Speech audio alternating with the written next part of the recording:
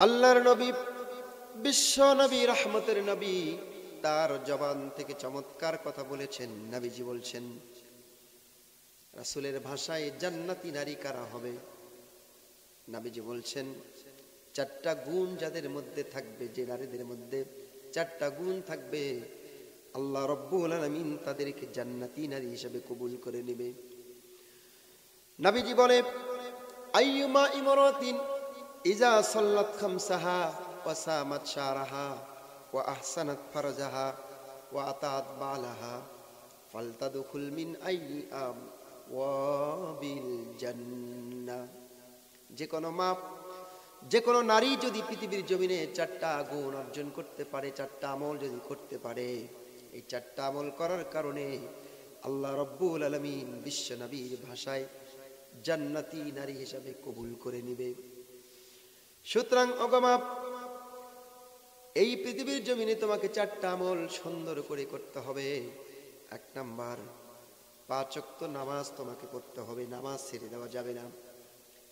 দ্বিতীয় নাম্বার, 1 বছর পর পর রমজানের সিয়াম তোমাকে রাখতে হবে, রোজা তোমাকে রাখতে হবে।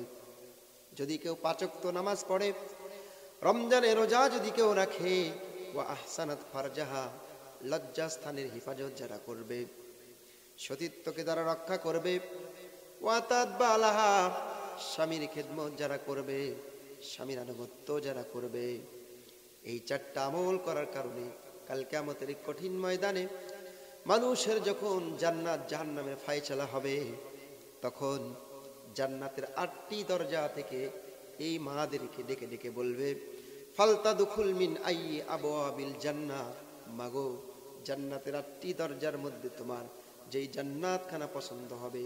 আমার রাসূল বলেছেন, জান্নাতের 8টি দরজার যে কোনো দরজা দিয়ে মায়েরা প্রবেশ করতে পারবে। সুতরাং আসুন সম্মানিত মা ও বোনেরা, 5 ওয়াক্ত নামাজ পড়ি, রমজানের সিয়াম পালন করি, সতীত্বকে রক্ষা করি, স্বামীর খেদমত করি। আল্লাহ রব্বুল আলামিন আপনাদেরকে জান্নাতি মানুষ হিসেবে কবুল করে নিয়ে যাবেন। এটা রাসূল সাল্লাল্লাহু আলাইহি সাল্লামের ভাষায় হাদিসের মধ্যে এসেছে। আল্লাহ পাক আপনাদের